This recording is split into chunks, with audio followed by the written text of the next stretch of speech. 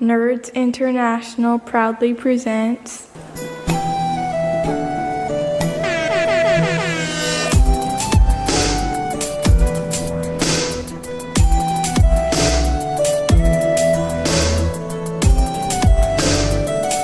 Coming at you live from the consciousness of a nanobot, it's me, Nick Lambslice. Me, James Pumpkin. And me, Harrison Hunt, aka Quango. And we are the Tabletop Twats. Yes, mate. We're Mate. back once again. Yes. We're always back. Every time we come back, we're back. We're back like a We vertebrae. are back. All right, but we've got loads of features today, right? But I'm not going to introduce him myself today, right? My cousin, right? He's recently lost his job, okay, and I wanted to give him something to do, right? So I'm going to get him to introduce the segments. Yeah. All right, so I'm going to get my cousin to come in, right? Get him out of the garden. And he's a bit of an oddball. He's my cousin SB. His name's SB. I know it's a bit of a weird name, SBF. It sounds Irish. Yeah. Yeah. Well, he's an Irish dude, and he's a bit of an oddball. He's lost his job because he got sacked because he's a bit of a weird one. So just bear with him, right? So I'll get him in. SB, mate, you can come in. I'm here to introduce the bloody features. Alright, mate, just calm down, alright? Just introduce the features. Yeah. Alright, so we got feedback side. Yep. What you slaying? Yep. Yeah. And the main subject. Yep. And give me something to fuck. I want to fuck something. Get out. Get out. Right. Get right. out. Get out. Right, SB, that's it. You'll never work in the fucking RPG business again. Right, shut up. Get out. I told you that you can't just fuck everything you see, okay? That's not how it works. himself. Do you want to see a dick pic? Right, get out. Alright, I'm sorry about that, guys. Well, Okay. I'm Good. so We tried sorry. and failed. So Yeah, I mean, you got to give him a chance, haven't you? No new guests. He's always doing that. He's always doing that. I mean, but he promised me he wouldn't. I'm so sorry. Well, it was a nice idea. Anyway.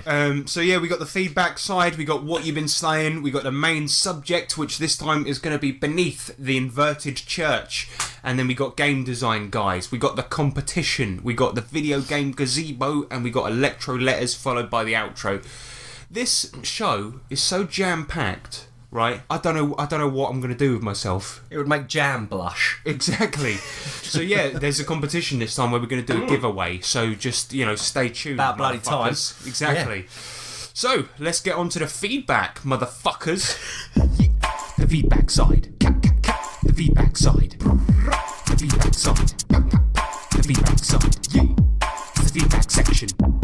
The feedback section. Alright, so here we are in the feedback side where we read your feedback, and the first one comes in from Nick Sands, and this is regarding just the Tabletop Twats podcast, and he says, alas, the language is a put-off for wanting to listen to much of this, so I'll pass on it, I'm afraid. Hard to listen to stuff like that with a kid around, especially when I'm trying to get into gaming, as they've shown an interest in getting into the hobby and want to absorb lots of stuff. Well, that's a fucking shame, isn't it? Yeah, well, when you listen to a show called Tabletop Twats, it's funny that it's going to have bad language in it, isn't weird, it? isn't it? Yeah. Yeah, maybe don't put that on around your child. Oh, I man. mean, Jesus Christ! How? We're sorry. Okay, I was going to get a bit leery. We're sorry to see you go, Nick. It is a shame. Do you know what? When he commented on that on Facebook, I sent him our Family Games episode and said God. maybe you should give that one a go, which famously is the one where we pretended it was about family games and it was about a sex Tricked game. everyone. Yeah. Well, it's a shame, but yeah, well, like you said, title pretty much. It says it all. It literally says it all. I'm sure there's a even has, disclaimer on it yeah, as it well. even has like the explicit tag on it. We've Right. explicitly said many times it's not for children.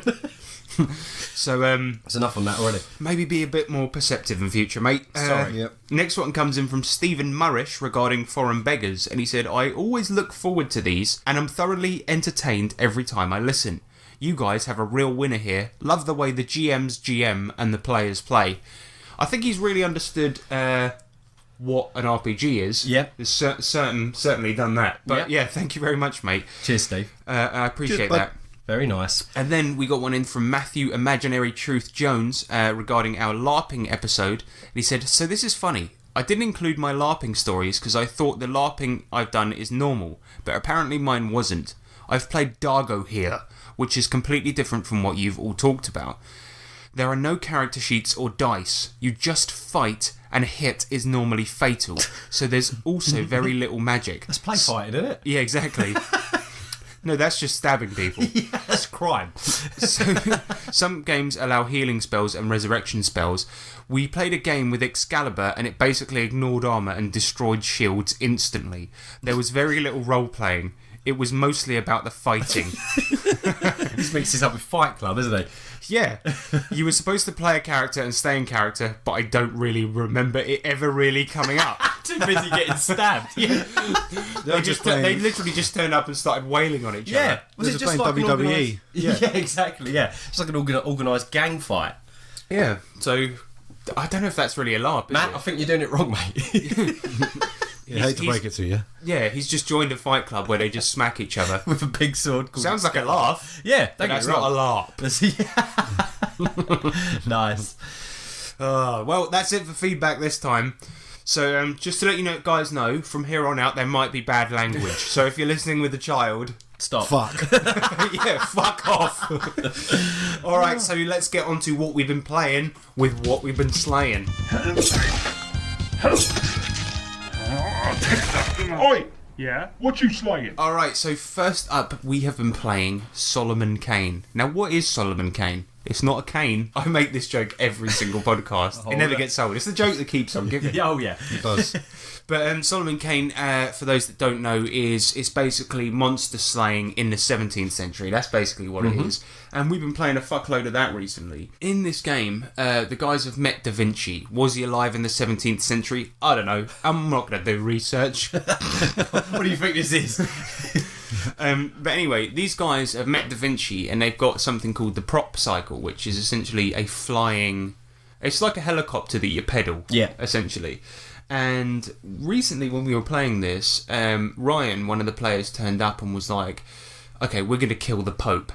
Why did they want to kill the Pope? Well, he'd done some bad stuff to them recently that we kind of won't get into, but he imprisoned one of the characters, essentially. He wanted to get revenge. Exactly, and he just wanted to kill the Pope. So, what they did is James's character and Ryan's character just essentially wanted to get revenge, and they went into the woods and made a bunch of alchemists' fire potions, and for like, what was it, like a week, James? Yeah, we'd spent a whole week gathering and creating them. Yeah, and they just went into the woods, got all these materials, rolled their alchemist knowledge, and created a bunch of potions, and then essentially just... Like, this should have been like a really, really horrible task that they were doing. Like, sneaking in, finding out where the Pope lived, all of this stuff. But what they did is they paid this kid from like a village, like this really out there village that was in the middle of fucking nowhere, and just went, right, can you just go to the Vatican City and figure out when the Pope is doing a public event? And the kid was like more than happy because they gave him quite a lot of money. And he was just like, well, okay, mister. No, it wasn't. It was an old man. Yeah. He rolled streetwise, Sean's character did, and he didn't roll very well, so he ended up, instead of finding a kid to do it, he found like an old guy. Yeah, and he turned up and he was like, look, I didn't find a fucking kid, but I got this old dude, right, he's going to do well. And the old guy's like, well, I'll be back in 2 weeks. And he goes to the Vatican City, comes back, and they find out the Pope's birthday is going to be soon, and that's a public event. You know, everyone comes out, they sell tickets, all of this stuff. Anyway, instead of like going there, doing this like assassination, it's going to be like a really, really amazing, you know, difficult thing to do. Yeah, trying to sneak around through the town, past the guards, it's heavily guarded, past people, because we were wanted, like heavily wanted in that town, so Yeah. we couldn't, there's no way we could just sneak in easily, because we would be recognised by so many people. All they did was get on their prop cycle with a bunch of bombs tied to it, which they've been doing for weeks and weeks and weeks.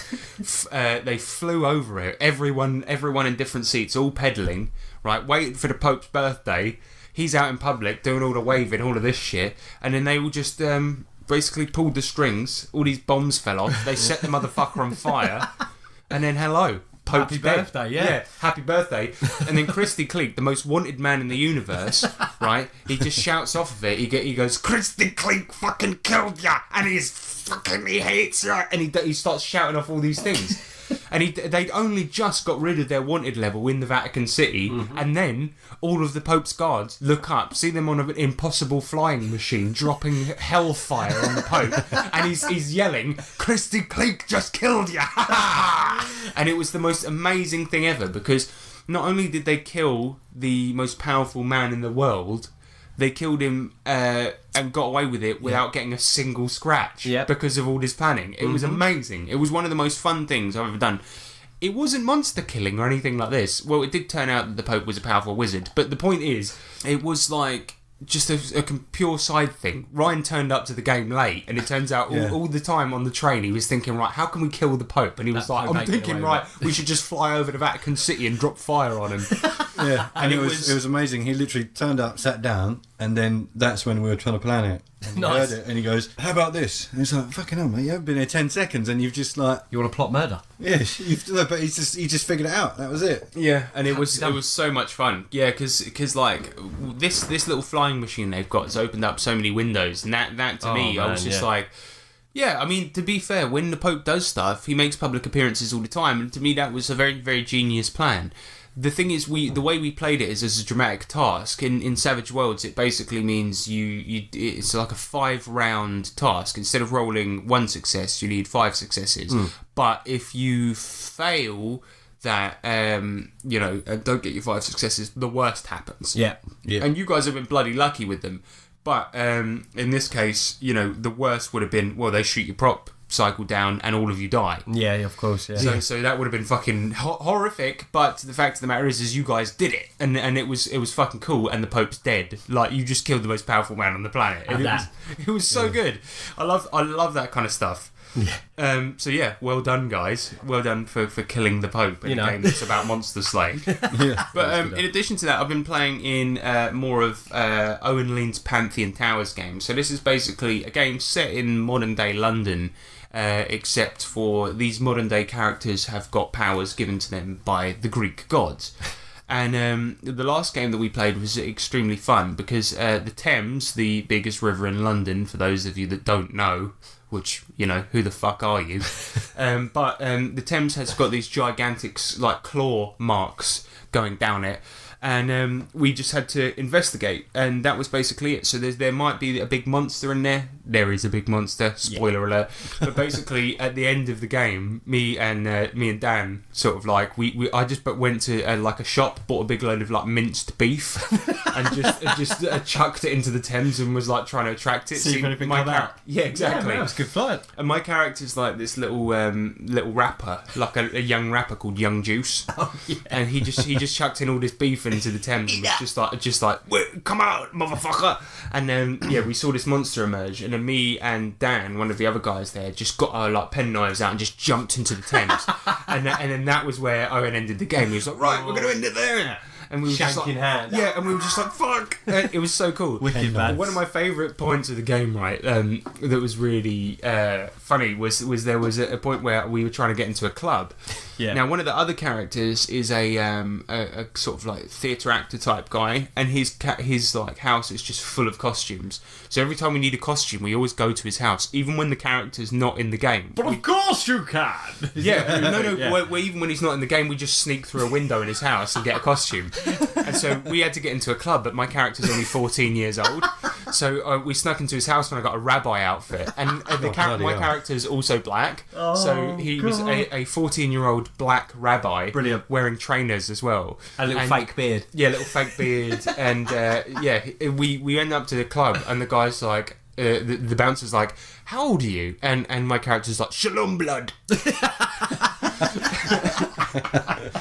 It was really funny. And Did you get in? Yeah, I got in. I got in, and then I got a permanent pass to the club nice. Because the guy thought I was a midget entertainer. Oh God, that's not bad, is it? Yeah, so it was a really good game. I'm very much enjoying the setting. I mean, one of the things that Owen mentioned about the game was that it's kind of very colloquial and wouldn't necessarily translate to other regions. For example, America and Canada and things like this. But I don't necessarily agree.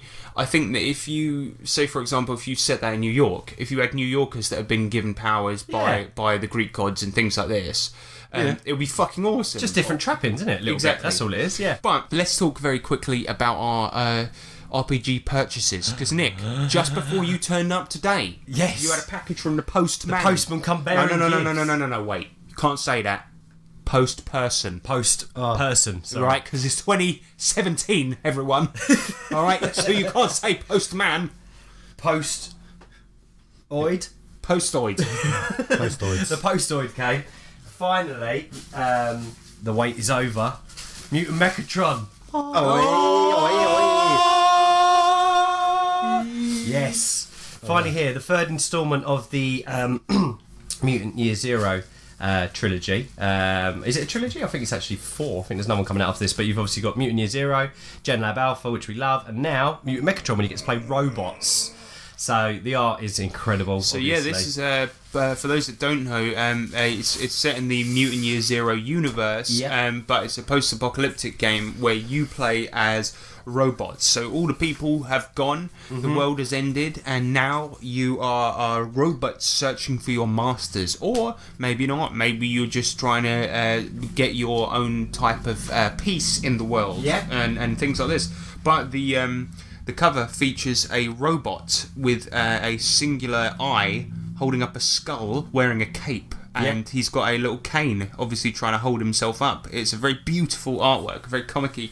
Yeah, so amazing. I'm so glad you finally got it. Didn't it fund September last year? Oh man, yeah. So it's been a long old wait, but it's totally been worth the wait. Yeah, because you got a lot of stretch goals with it as well. Yes, I did. We got the we got 2 compendiums. Did you get a bookmark? No bookmarks. No lousy bookmarks on this one. Well, it's not worth it then. Yeah, unfortunately. No, we got 2 full compendium, which are basically like adventure books, and they're like about 35 pages each. Got a full colour map with it, which was lovely. I think there's another compendium actually in the back of the book that they added, and some cards as well, which is really cool. I went all out. Got the cards have like gear and stuff. Gear, on them, mutations, things like that, so you can actually have a little kind of physical copy of whatever you've got. This looks awesome. Yeah, so I'm over the moon. Really, really pleased with it all.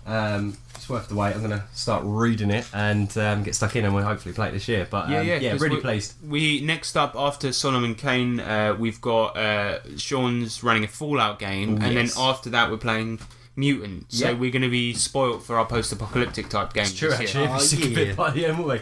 But yeah, so really good. So I'm going to put some pictures on online and stuff, show everybody what quality of the product. Got to floss it, bruv. Got to floss that. And I'm really pleased, really happy. So, but speaking of post-apocalyptic games, I got the American Survival Guide. Oh man, I think that's how it's pronounced. Anyway, American. It might be Umerican. I don't know, but this is by some sort of dude. You know, that's good. Some guy. Someone. I can't remember the guy's name. Reedzilla San Filippo. Reedzilla. Reedzilla, mate. I mean, I think that he might be several 100 feet tall, so that's probably why he writes with his giant pen. Yeah. So this Tiny is arms. the American Survival Guide. So this was collected from articles in the magazine Crawling Under a Broken Moon, and this is a DCC RPG post-apocalyptic setting. So, it's an amazing book, a hardcover book that you can get from Lulu, and it's just a post-apocalyptic setting for Dungeon Crawl Classics RPG. Amazing. That is wicked. It basically hacks the entire game to have guns and vehicles and all of this stuff, and it's incredible. So things like gold pieces become gasoline and petrol, silver pieces become... I can't remember, but it's really cool. So it becomes something like, I don't know, steel and something else. But it's really cool. So every single tiny thing is changed into something to be wastelandish and Mad Maxy. That's so cool. So all the classes changed now. So it becomes things like you've got petrol heads and aliens and robots and mutants. It's incredible. It's an amazing work that is just, it's so professional.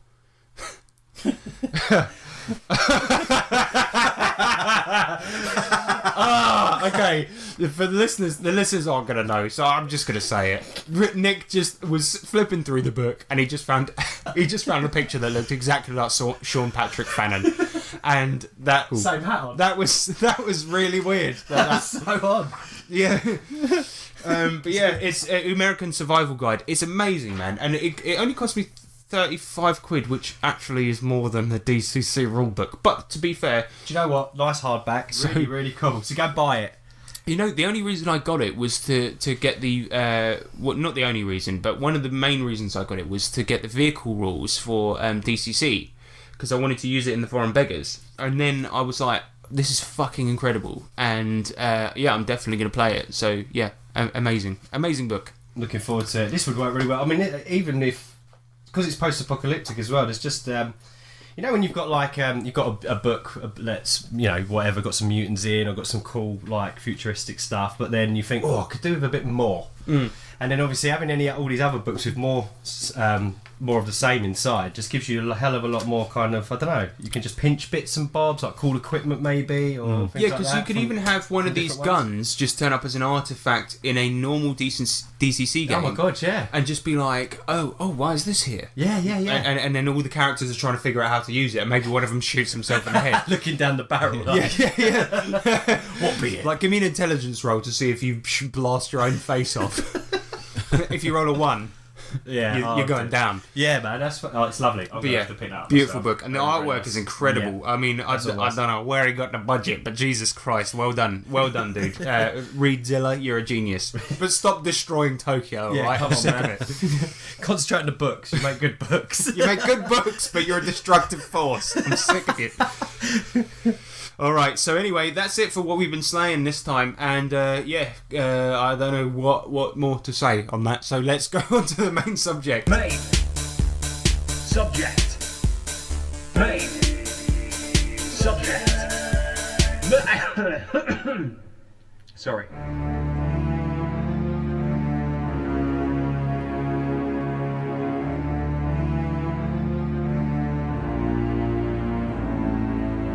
Usually, we have a quote to read during this bit, but the thing we're talking about is very unquotable, so we don't have a quote. Yeah, we cut read. the Yeah, stuff. we There's no quote. There's no quote. So today we are talking about Beneath the Inverted Church. So that is going to mean probably nothing to anyone. So let's just get into it. What is Beneath the Inverted Church? Well, it's described as a serialized, mature tabletop RPG. Wow. Is it hot in here? Is it just me? Serialized. Mature. Except it's not an RPG. Oh. No, it's a series of very substantial campaign modules you can use for just about any fantasy campaign, and it's written by a bloke called Justin Soroy. But why are we talking about it? Well, because this is one of those RPG products that has a mature tag on it. And you know what that means, ladies and gentlemen? Yep. Dicks. Oh yeah. Dicks. Dicks and tits. And that's why we like talking about this kind of stuff, alright? And it's advertised as having sexual themes. And I instantly wondered to myself, is this mature in the same way as Grand Theft Auto or Family Guy is mature? Yep. Or is it mature like Deer Hunter or Citizen Kane? So that's what we're here to find out, ladies and gentlemen. But the one thing is that I'm going to hand you guys the books now, because you look on the back of these, and you got to hand it to him. You look at the books, and they do look mature. Wow. Because aside from the player's handbook, you look on the back, and there's almost nothing on the back. It's a very Yeah. classy looking book. It just has 18 plus explicit content on one of them. What an unusual on two of them. size book. Yeah, I mean, it's like you got to ask yourself, it's like, how more black can it be? And the answer is none more black. None more black than this. I mean, it looks really sort of satanic. Yeah, I mean I think that's intentional. So yeah, It's got upside down crosses, pentagram type thing going if on. I didn't know better, I would say this is the. the one thing I say is, Double James, do handbook. not open that book because there's certain stuff I want to surprise you with. What size? Yeah, it's a weird size. It's I'll be honest. The size I think they were going for with these books is the fucking annoying size, because it doesn't go it doesn't go with anything else any- except yeah. for Mouse Guard. No, it goes with. Ah. Oh yeah. It's the same size as Mouse Guard. It's like the exact same size as, like the smaller vinyl size. Yeah, yeah. So you could imagine it in its cover. So it goes with that, size, isn't it? I mean, but to be honest, Mouse Guard is equally sexy. So there you go. Take that away with you. So yeah, these consist of 4 books. 2 main campaign books. Part 1, The Inverted Church. Part 2, Spire and Sound. There's a monster manual called Pleasures and Pestilence. Ooh. And a player's handbook. However, because the main bulk of this is the campaign, first up we're going to look at the first campaign book, The Inverted Church, and we're going to get into the story of it. So this is basically for like a fantasy game, right? Okay. So it starts off with the PCs either coming from or returning to a modest town called Cragley. Cragley. Sounds like somewhere around here. All right, mate, I'm from Cragley. From Clarity, I am. And when they get there, everyone in the town is completely fed up of mirrors. Because every time they look in a mirror, instead of seeing their reflection, they see some pornographic images and don't know how to feel about it. Fed up's a strong word. Yeah, oh no, but they are really fed up. I'm sick of it. Every time they look in a mirror, they see like people With wangs. Yeah, so they see people they fancy, like the people they're well into, jerking it, doing butt sex, all sorts of wild shit, and they're blaming it on demons. So the first thing the PCs notice when they get into the town is the mirror behind the bar is gone.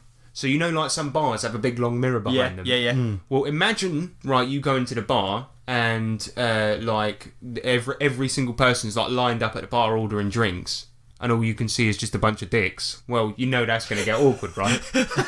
You see that dick over there? What? Yeah. So obviously the first thing to go was the bar behind. Get that mirror out. Yeah. They're like, get rid of that, mate. This is getting awkward. But it makes it look like we've got more bottles. I don't care. We need less wang. So every single person in the town has gotten rid of all of their mirrors, right? And they put it on a big bonfire in the middle of the town. Mirrors. They're like, I just can't deal with this anymore. And so the PCs go over to the bonfire where all of the villagers are burning their mirrors, and they talk to Gale the blacksmith, who is sitting by it looking sad. And he tells them his girlfriend has gone missing after staring into a mirror. Whoa. All right. Then he says he's too depressed to chat, but still then chats for ages. And offers up a random piece of information that a fighter named Hannah is brave and is searching for cool weapons and clothing in a dungeon up to the north. Why? Who knows? He goes, I'm too depressed to chat. But... Wait, so... Yeah. So she goes missing after looking into a mirror. Yeah. So how do they know she was looking into a mirror? Because she went, I'm just going to go look into this mirror. I'll be back in a bit. And then never came back. Yeah, pretty much. Yeah. And then he's just like, but on an unrelated note, there's this really nice woman up the north who's looking for weapons and clothing in a dungeon. I don't know why I mentioned that, but anyway, back to being sad. As you can tell, this is very well written. And then he mentions that Hannah also lost her brother. To a mirror? Don't know. Okay. Just lost him. Yeah, just lost him. fell out a back pocket. Yeah. Anyway, say what you want about Justin Soroy's writing style, but he knows players, right? Because the thing is, I think the reason that he mentions the armour and the clothing and because he's like, you've got to entice him with a loot. I mean, there's absolutely no reason for this blacksmith to mention all that crap, but he's just like, I know the players aren't going to do shit if we don't mention loot. And it's true. Yeah. Yeah.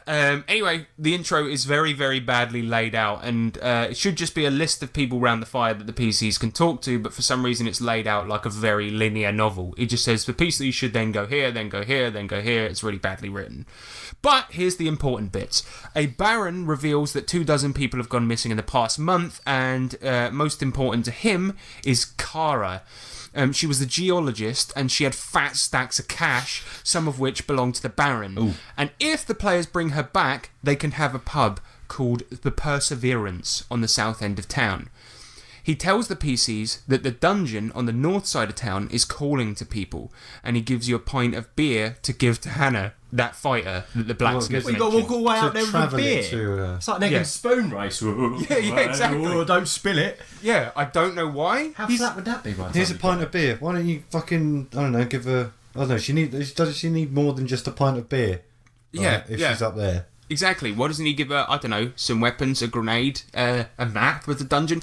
Not to mention, I think that this shows kind of a level of noobishness when it comes to writing for this, because nobody in D&D ever calls, like, flat out calls a dungeon a dungeon. They call it a cave or whatever. Yeah. But everyone's just like, oh, she's up in that dungeon up to the north. And beer is always ale. Yeah, exactly. Anyway, the PCs go and find Hannah because the book tells you have to, and get used to this name because, by the way, you're going to be hearing it a lot. Right. Hannah takes the pint, downs it, then tells the PCs that her brother Cameron has gone missing. After she heard him every night for a week hanging a mirror on one side of his door. We all know what that guy was doing. Yes. So he was just hanging it. So all she could hear was like... Ow. No, I think what we could hear is the sound of a hanging followed by... yeah. Maybe he'd just like to move it around his room, get a better angle. yeah. He just liked a mirror. The guy was just... He liked a mirror. Moral of He this was story. just really vain. A lot of people get lost. Yeah, a lot of people get lost after hanging up a mirror. They're just ashamed of how much they were wanking. It's an embarrassment mission. They've gone away, taking the mirror with them into the woods so they can just wank all day. yeah, exactly. Problem solved. James, spoiler alert, Jesus Christ, come Were on. you right this, did you? Yeah, James is secretly Justin Saroy. Hey. It doesn't really explain why, but then she says she went into the undungeon for some reason. And the undungeon... The onion dungeon. That's what it is. No, the undungeon is the dungeon to the north, and she just starts referring to that as that. There's no explanation as to why it's called that. She just calls it that, and apparently you're just supposed to just call it that now. Well, that's probably where it comes in, people usually say cave. Yeah, like we mentioned just now. Well, maybe he's being different. Oh, it's just the common parlance in that area. It's not a dungeon, it's an undungeon. Well, you'll see why later on. But the thing is that at this point, unless you've read the whole book, you wouldn't know why. So you have to read the whole book and then start again from the beginning. I guess the dungeon is linked to the mirrors in some way, because you wouldn't just have a creepy dungeon in the north of town, a bunch of porn mirrors and all of this happening for no reason, But Hannah tells you that she went down there and met a bloke called Michael down the undungeon wearing a robe of stained salt, and he was using this material. Whoa, hold on, back up. How do you wear Stained. a robe of salt? Stained salt. Yes. You know what's salty, don't you? Well, that's what salt is. No, but you know what is salty? Oh, stained. Oh, the actual robe was stained. It was stained in salty... No, yeah. Yeah, you know what? While I was writing this review, I did come to this realisation much later than you did. Oh, really? You got pretty good stamina then. Yeah, so unfortunately, yes, he's wearing a cum robe. That is so hideous. Wow. And while wearing this robe, he used it to pass through a mirror. So she went in the dungeon and he saw this bloke pass into a mirror. Wearing a crusty cum blanket. Crusty. He just walked along and it kind of cracked it. It's kind of like, don't even go Yep, there. there we go. There it is, ladies and gentlemen. It's the low point. Ding, ding, ding. Crusty cum blanket. Dee-dee-dee-dee.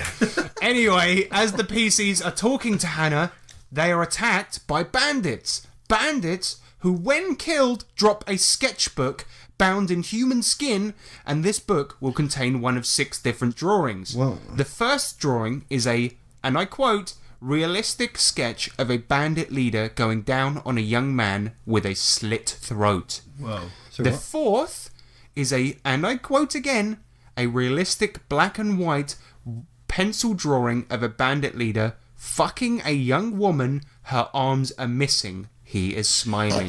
This is This is pretty messed up. Hannah isn't it? reveals the leader of the bandits is George Kilroy. He worships Val the Necrophile, a giant who was banished from the Seven Walls. And you really better hope the players don't ask about the giants, the Seven Walls, or Val the Necrophile, because it doesn't elaborate at all beyond that. Are you joking? No, you never ever find out what any of those things are. Oh, great. Now, What's the point of mentioning their Not name? even the Seven Walls. effective horror or crappy shock value? What do you guys think? Shock. But it's not shocking. Fucking Because they say a woman this and then... Yeah, that's the exact language that it uses. with no hands, and he has a smile on his face. But I'd agree with James there. I just think it's shocking for the sake of being shocking. But there's but it's immediately lost. Can I Because ask? the players will ask, "What's that?" And be like, "Don't know." Yeah, and then when Hannah goes, "Oh, these guys are from the Seven Walls," you might go, "Ooh, What are they? What's the Seven Walls? what's the Seven Walls?" And then you, as the player, if you've read the whole fucking book, they never say what the Seven Hannah Walls just are. goes. They're from the Seven Walls, although I have no idea what those are. So please don't ask me. And they worship Val the Necrophile, who I know nothing about. I simply know his name. Fucking stupid. I'm sorry, but this isn't part of the story, so I have no idea. How did Okay. he get banished? I don't know. Now, at this point, I want to ask you guys, what would you guys, if you guys were players in the game, let's just say your characters are you guys, right? What would you do with the book? What, the dirty book? Yeah, that filthy book full of disgusting drawings. What would you do with it? Probably just leave it. Nah, put it in me items. Okay. Would you? Yeah, Use it as fire. It's an item. burning. It's an item. Must be stored, such. Nick's a hoarder. All right, fair enough. Now it's time to go into the Undungeon, which is the whole point of the campaign. So, you rest at Hannah's encampment outside the Undungeon, and then finally go in. Here is where the book talks about stress, which is a central mechanic in the Undungeon. So, as you go to the dungeon's entrance, which is basically stone stairs, the book has stress in bold black letters. If the players ever allude to being uncomfortable, or the characters roleplay that they are made uncomfortable by something in the Undungeon, then they can get stress points. And the book basically says that the mechanic is best kept secret by the GM, so the players never know why they're getting stressed. But you can also do constitution rolls instead, if you prefer that. Okay. Additionally, they can accumulate stress if they linger, as if the dungeon itself knows. So, if they're lingering in a certain section, you have the player roll a D100, and if they roll under the page number you are on, it's a fail. You hear a bell ring somewhere in the dungeon and accumulate stress. Yeah. What's with the bell? Just a random bell starts ringing. There is a point to that, and you'll find out later. Okay. Yeah, but it's kind of dumb. Believe it or not. Oh my god. But yeah, and honestly, as James pointed out just then, a lot of the pages don't even have page numbers on them. Oh wow. So you just have to figure it out for your fucking self. Fucking You have to count. Yeah, you have to write. Wait a minute. Let me just 1, 2, 3. Yeah, you have to write them on yourself. Yeah, just write them on yourself. Yeah. Okay. So here's how it works, right? So yeah, if you fail, you basically get the first effect on the table, right? And the effects stack. The more stress you get, the worse you get. So it goes like this. First you become irritated, then sweating, as well as irritated, then also saddened, appalled, paranoid, disgusted, seduced for some fucking reason, delusional, and finally shocked. Well, sorry, wait. So after appalled, paranoid, and disgusted, yeah, You get seduced. I don't know about you, James, get but that's seduced. how I get. Yeah. yeah. You know, when I'm really irritated and sad and I'm sweating, right? I just get a rager. Then after all that, you're just shocked with It's yourself. just, it's absolutely bam, and then I'm shocked. Yeah, exactly. What? I am disgusted by the situation, and that's why I've got a boner. And now I'm slightly seduced. But I'm shocked by all of this. Delusional afterwards. Absolutely ridiculous. I mean, has the writer of this book ever been in a stressful situation? I mean, I don't mean to be rude. Well, they probably have, but in this way, they were probably stressed and Maybe found they that were- they got a kick out of it. Yeah, maybe Or he they're gets, just like the he most gets off elaborate. on stress. Yeah. So sometimes he'll purposefully not pay his bills. That deadline's coming up. Oh yeah. Oh man. Tell me again. Yeah, and if you want to alleviate stress, you can do things such as getting a crit, resting, or get this, affectionate interactions with Hannah. Just Hannah. Every single player can recuperate by fucking Hannah. What? And Hannah's cool with this? Well, apparently. I mean, the point is, right, I'm going to talk about Hannah for a minute, because Hannah is the biggest fucking Mary Sue motherfucking character ever, right? She is the main character of this book. Not you guys, but she is. Okay? See, look at the cover of the book. That's her. That's her, mate. That's her. There is not a single flaw this character has, right? It even says she's great at drinking and fighting, right?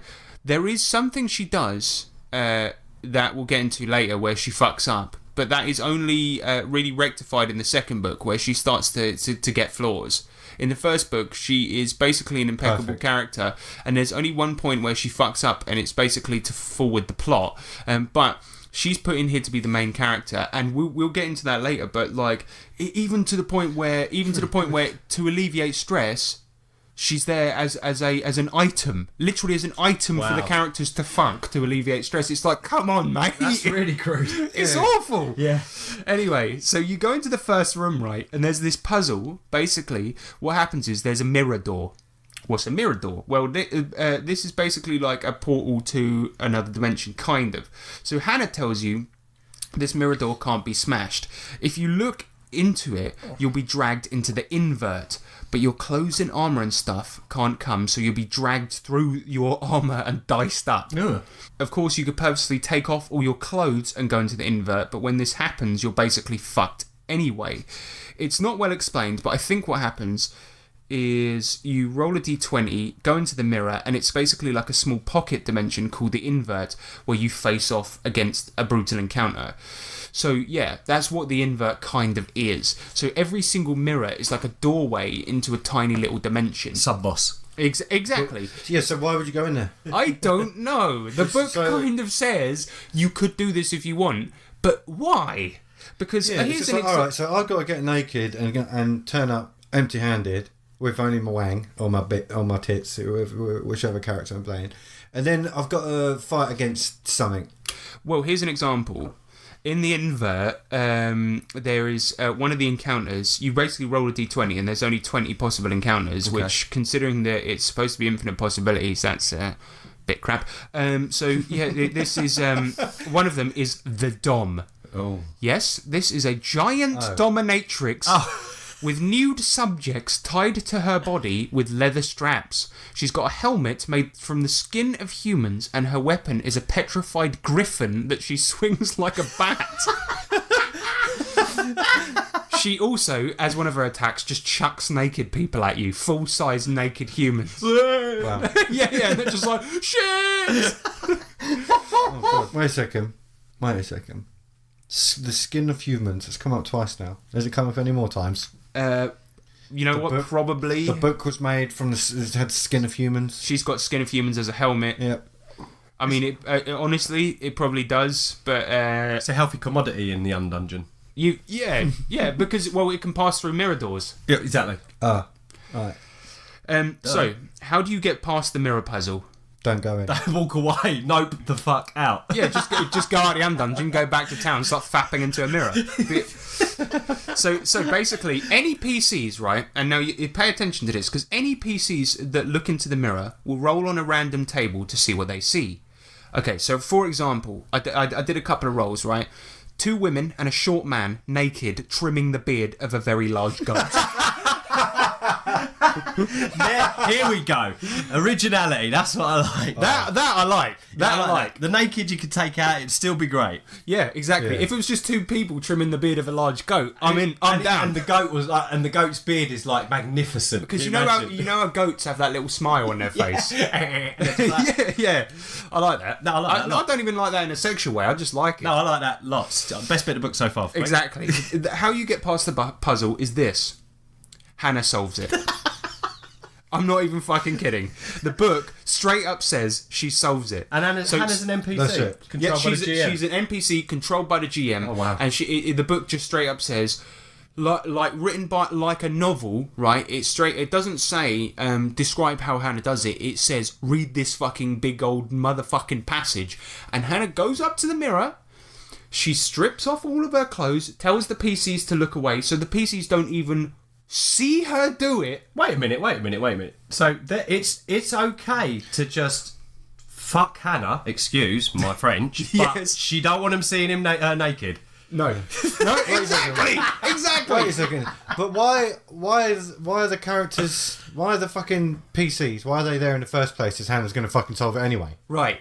And she takes off all of her clothes, seduces all of the sexy things she sees in the mirror. Oh, and so she fucks them all. Yeah, and again. no, she doesn't necessarily have sex with them, but she seduces them by getting her body out, and then the mirror sort of gets negated, and then she's just like, all right, guys, let's go. What, the mirror gets shy, blushes, and you get straight through. Yeah, they're like, oh, well, I don't know about that. Movies.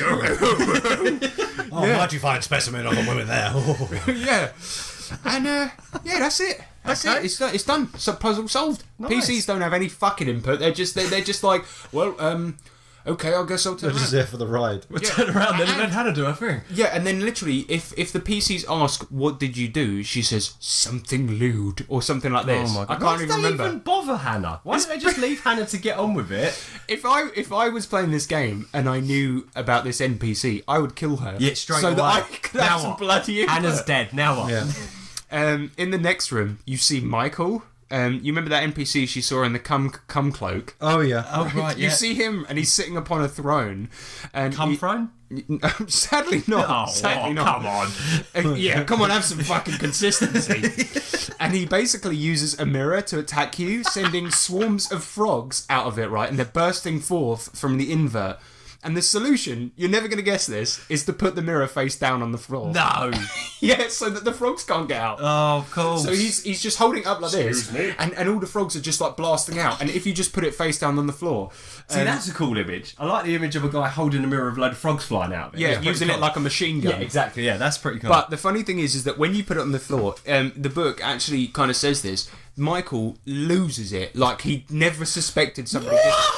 Yeah. put it on the floor! Yeah, he goes mental, like he's just like, I've never in a million years. He goes absolutely nuts. And any frogs left in the room once you've solved that puzzle, like starts trying to strangle him. What, Michael? Yeah, because they're like, you idiot, you can't See that coming? Now die. Yeah. I mean, what an encounter. So you stroll in, right? This guy's blasting frogs at you for a mirror, and then so Hannah, or I assume it's Hannah because she's obviously the only one that does anything. The PCs are there just for no She's fucking just got reason. frogs bouncing off her face as she's So she just walks to it. up, gently just grabs the mirror by the top right corner, And goes, "Yeah." puts it to the ground, and then he gets killed by the frogs. No, he gets I mean, mad. does he It's not mad. think just to pick it up again either? Yeah. I mean, He's too angry. it's too Well, angry. he's got so high in his anger that he's got to the shock level. Yeah, so he can't move. he's both seduced and shocked. He's standing there, presumably with a boner, screaming at you, too shocked. Oh yeah. He got seduced, then deluded, and then embarrassed. shocked. Oh, But anyway, boy. though, believe it or not, that one is actually left up to you. But I thought the solution is so unbelievably simple that nobody's actually going to get it. That's true. Yeah, Because to be fair, in the previous room, it says you can't smash the mirrors. I was about to say, so you can't, because I suppose your first instinct would be to Smash throw it. something at it. Yeah. Anyway, I'm not going to go through the rest of the rooms and like the entire book and go through room by Don't room. spoil it all, but yeah. Throughout the book, it seems Justin Soroy is at odds with telling a story about Hannah, his awesome GNPC, who is desperate to find her brother, and creating a dungeon where the players are encouraged to find loot and have fun. Because the book freely says she is obsessed with loot and finding her brother in equal measure. She just wants to hog all the action. Yeah, he literally says this. He literally says she loves loot and she also wants to find her brother, and she is equally obsessed with both. So in the room with Michael in it, she enters and says literally this. She said, "Fuck, he's still alive. Where is my brother?" And then, as soon as she has the upper hand, she says, "Where's the fucking treasure?" Literally. So she, as soon as like she's got the upper hand with him, she like literally forgets about her brother, and she's like, "Where's the loot?" And he's like, "I've got a bottle of whiskey worth 10 GP. It's over there." He actually says that, and he's being choked by frogs. Oh, I've got a ribbit. Yeah. Oh shit. Which is immediately followed up by a really emotional scene where she sees her brother in the next room in a mirror. And I mean, this is really emotional stuff, so I'm just going to read it out for you. Without hesitation, Hannah aims her crossbow at the mirror. "Release my brother," the voice from the mirror replies. "He entered on his own cognition. He will enter whenever he desires." I think it means leave. Hannah yells, "Fuck you!" And the voice replies, "Yes!" Talk dirty to me. And then it heavily implies he's being raped as she sees his face and this is a quote, "a miasma of penises, breasts and hair." So what? A miasma of penises, breasts and hair. So, but not attached to anything. Just disembodied? Yeah, just disembodied Genitals. dicks, like I assume hair disembodied? shavings, just all falling on him like snow. Yeah, and it's just like Yeah, like, the book starts to get good, really, at about map 5. This is actually like quite a few pages in. Basically, this is where Hannah is taken out of the plot. hey, fuck And off, the Hannah. PCs... Fuck off, Anna, you prick. She just got to set you fired. The PCs are allowed to do stuff and have agency in the story. So, the PCs go into a room that has absolutely no description. I'm not even joking. And there's a guy called Mr. Seaford sitting in a wooden chair who's been inverted, which is basically corrupted by the invert. The same way Michael had been earlier. Oh, I thought you meant like all these like stomach and bones and that were on the outside. See, that would be interesting. Yeah. So Hannah suggests they smash a nearby mirror, even though Hold on a minute. she knows that's impossible. But yeah, whatever. And the book even says it's easy. The book says the players could simply smash this mirror and it will be easy. So apparently, even like now, you can smash mirrors. Well, there were smash-proof mirrors before. Yeah, there was there earlier are on. different types of mirrors. There aren't different types of mirrors. Oh. It's just earlier you couldn't, now you can for no reason. Okay. And then they smash the mirror and he's okay and he leaves by himself. And he gives the PCs, you're going to like this, a salt-stained blade. Is that a euphemism? Or? No, it's literally a type of weapon. So, okay. So you know this stained salt cloak earlier? Yep. You can get stained salt weaponry too, and these are the only things that can pass into the invert. That's where you fucking. Sorry, just read ahead on your notes. This is only the point where you realise that the stained salt is to come. Yeah, this is where I realised. I thought he'd left it down the beach. So literally, he gives you a cum sword. Okay, lovely. Cum dagger, yeah, jizz dagger, yeah, and your cum blanket. Oh, I can't believe we Shit got ready some to go. feedback about like swear words and stuff, and literally. I mean, this is the next episode that guy should have listened Yeah, to. exactly. But yeah, so yeah, he gives you a cum sword, and then Right. Hannah apparently says, "This is a good sign. There must be more items made of the same material." But she knows there is because she saw the bloke with the cum cape earlier. So like when she sees the cum sword, she goes, this is a good sign. There must be more items made of the same material. But she already knows there is. So why is she saying that? It's the dumbest. She's an idiot. They go into the next room and she steps onto a pressure plate and a box falls on her. And All right, Box of cum. but is it? no. wait, Inside every single side is a mirror. Oh fuck. The PCs have no option to save her because this is basically a novel and not an RPG module. No, but she could just shut her eyes. No, it doesn't work like that because it's still going to be a mirror whether she's got her eyes closed or not. Yeah, right? but it's only when you look. It's only when you peer in that you get something. Oh, that's a good point. So she could shut her eyes, right, and then she could put her hands out, touch the mirror, and lift the box off herself. Yeah, but Yeah, she might and be that- crushed. Depends how heavy it is. she wasn't crushed because it's a box, It's right? just a box. Oh, so So then the floor is the floor, but then every other side is a mirror. that is a very, very good point because it says earlier on it said any PCs that peer in for too long will Yep. get sucked into the invert. Fixed it. And she knows that Because she told him. So she should, okay, so she should just shut her eyes. But anyway, she doesn't. And so the box falls on her, and because it literally doesn't even say PCs could maybe do an agility check or anything like that, it just says she gets sucked into the invert. And but just as she's being sucked in, she takes all of her clothes off and yells, "Find me in a mirror, give me a assault weapon, please!" And boom, she's gone. Well, she must be pretty agile to take her clothes off that quick, right? Agreed. And how big is this box? Big enough to fit a person in. Well, she might have had that armour that's got the poppers down the side, like them jogging bombs we had back in the old days. You just like rip them straight. Well, no, off, you can see her picture of her on the cover. That's what she's wearing. A well-fitted suit of armour. You're not getting that off quickly. It's, it looks heavy. But apparently, breastplate and everything. But she does it twice in this bloody campaign. And consider the fact that it's 4 mirrors, not just one. She must have done it lightning fast. So what do you guys think happened? One of the players Robbie played with got carried away and killed him. Well, that's kind of far out. Mazes and Monsters is a far-out game. Swords, poison, spells, battles, maiming, killing. Hey, it's all imagination. Is it? Yes, definitely. I'll be talking to you. Alright, see you later. Realistically, at this point, that's just the bloody introduction, because now, this is the point where the PCs are let off the leash. Wee. We're like fucking, 70 pages in. Screw Hannah, let's go get some loot. Yeah, They anyway, have screwed her. if you don't want spoilers for the rest, because we're only just past the 70-page introduction, well, skip ahead 30 seconds, because I'm going to summarise the rest of the whole first book now. But, to put it simply, Hannah apparently accidentally summoned the invert when she was trying to use a charm spell on her brother. Why did she do this? Well, her brother was not cool with being in an interracial relationship with a black woman, and so while trying to cast a charm spell on Cameron to make her fall in love with her best mate, a black girl called Emily, she accidentally fucked her entire village over. The funny thing about this is that her best mate is actually a witch, so she could have done the fucking spell. So, you get to the end of the dungeon, and the final boss is the inverted Cupid, so basically a big old fucked up Cupid, who wants to basically make everyone an androgynous singularity, thinking with one mind, and I guess having sex all the time for some reason. Fuck knows, and that's the end of the first book. Whoa. Why Cupid? Because it's sexual themes. I don't know. Because Cupid's meant to denote love, innit? He's the he's trying to godfather make of it love, classy. isn't he? Despite the fact that wasn't a theme for the entire book.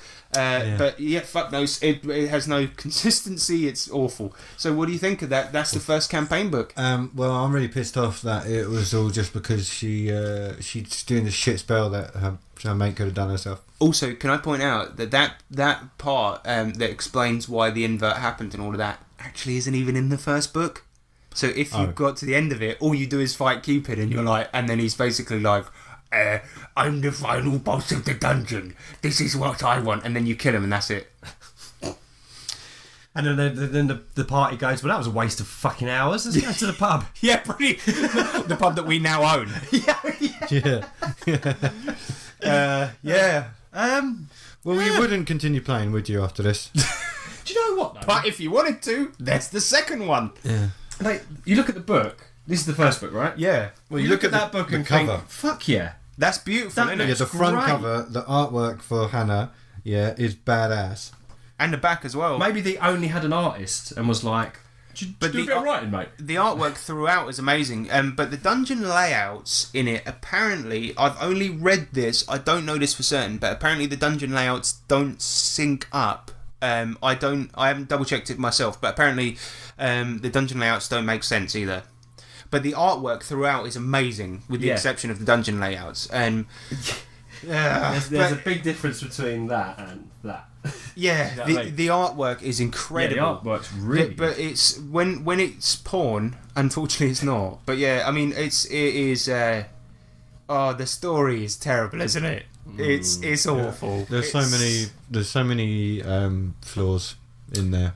Yeah, Well, and it's just so linear, isn't it? It's just like, oh right, well there's a lady in a dungeon in the north of town getting some clothes and stuff, and then you're like, okay, cool, we'll go there then, and then you get there and she's like, you can't have none of the loot, it's all mine. By the way, anyone want to bang? No, you get there, and Don't basically let me go. only she can save the day. She's the only one that But does she's anything. fucked the day in the first place. So, I mean, it's kind of a nice twist, but it's not even in the first book. I think that it's this guy wrote novels before this, and Right. at the beginning of the book it says that, and It screams of a guy that has no idea how to write a dungeon at all. I'd like to test this and try and make like I wouldn't. different like out of the box decisions to see if the game can even hold up to that. Do you know what I Honestly, mean? the way it's written, you couldn't because the thing is it doesn't say things like, you know, usually in like an RPG module, If the players decide to do this, yeah, then- or like if you go and talk to an NPC, it will say the NPC will give this information or this information. It literally has dialogue scenes script. written. It has a script and it Between will say, Hannah and the person. Are you sure you don't want to ask me something? No, we're all right. No, are you sure you don't want to ask me this? it's kind of like that, but it's literally entire scenes written out between Hannah discussing it with another character. Oh, right book. But anyway, the second book is basically a direct sequel, and basically at the end of the first one, after you kill Cupid or reduce him to 1 HP, I don't know why it's got those two options. We're not going to kill you. A big spire comes out the top of the undungeon, and now you have to go back and do the whole fucking thing again. Kind of. It's like a new dungeon, but it's basically it's going to be more of the same shit, isn't it? Yeah. And that was basically what the bell was. There was a big church underneath it all along, or something. One thing I do like is in the second book, it has a kind of character sheet for your pub. Nice. The Perseverance. Yeah. And so you can store items here, earn money, keep track of who is in what room, be it NPCs or paying customers, employ staff. It's actually pretty awesome. That's cool. But now let's have a look at the monster manual. Yay! So this is Pleasures and Pestilence, a big monster manual that comes with the game. So actually a fair few of the enemies that you'll find in here are pretty cool. So they're quite reminiscent of Dark Souls in both their design and the feel of their lore. Just imagine if Dark Souls was a sexy game. Dark. But here's some good examples. Frog Titan. Ooh, like it already. Yeah. They're the size of a small house, always thirsty, and can just suck the moisture right out of you. Wicked. Yeah, that's Next cool. one. The Piss Wasp. Oh, of course. They're quite kind of similar, actually, because they suck piss out of you for nutrients. What? Do they have to sting you in the balls? But I surely that's fine. Just keep a couple piss wasps on you, and then if you can just plug them into you when you need a piss because you're not going to Yeah, actually, urinate. that would be kind of handy for in the dungeon, wouldn't it? Imagine that. You just like in a sticky situation, don't want to soil yourself, so be like, ah, here you go, mate. Yeah, so actually befriend a piss wasp. Here you go, you take the piss. Gonna take a piss. Taking a piss, mate. Exactly. Yeah. But this one. You're going to like this one, mate. A psychotic mace knight. That Nice. sounds awesome. So they eat the does mushrooms off the backs of these horrific creatures called psychotropic crawlers. And then they basically can't remember who their mates are and just mace anyone in sight. Anyway, What? Drugged out night. yeah, so his weapon has this really cool effect. So you know how in D&D or Pathfinder you have an effect attached to a weapon, say like D10 plus fire damage or D6 plus poison damage. Yeah. Well, his psilocybin mace does D12 plus 2 plus high as fuck damage. That is literally as it's written in the book. High as fuck damage. However, there was one I wanted to show you, right? Because we've praised the artwork. I mean, have a look in the in the Pleasures and Pestilence monster manual, right? Yeah, and that's what I'm going to do now. I was Because waiting. the artwork in there, every single monster has a piece of artwork attached, and every single one is spectacular. But there's just dicks all over the place. Oh, look, there's no dick there, thank God. No, but the ones that's a that woman. the ones that aren't porn are good. I mean, even the ones that are porn are so well drawn. She got creepy crawly arms. Oh, yeah. Yeah, but the thing is, they're so well drawn. But I wish this artist did some. Oh no. Oh no. Which one have you seen? The first. It's just a bloke. That's first not even dick. that's not even an enemy. That's just a man with a penis out. I take it they have no armor class. Considering most of them are naked. Yeah, I mean, there's one that's there's one that's awesome. just a naked bloke with an axe, and he's wearing shoulder guards, and I'm like, why you even got those on, mate? Yeah. Like, because that's not going to do you any good. If you're in a fight and you're basically naked except for shoulder guards, You're you in might trouble, as well mate. not have those You're on. Yeah, exactly. Because you're going to get hit in the body. Yeah, totally. The fuck? Hey, this. Scales. Hey, not gonna lie, this artwork is pretty banging, isn't it? You know what? It's simplistic, but very well done. Yeah. there there he you is. go. There's the wang. Not hard, that one. Dick out again. Yeah, so So there's he's a lot. not There's a lot of angry yet. dicks. There's a lot of dicks, but none more than one I wanted to show you. Right? There's an enemy called a GIF. Right? Now a GIF is usually a type of image. Yeah. Right? And this this is also a type of image, but yeah, I'm gonna let the image speak for itself, because this is GIF. This is one of the main enemies, and this is one that he really likes to push in all the books. He loves this one. I want you to describe what you see.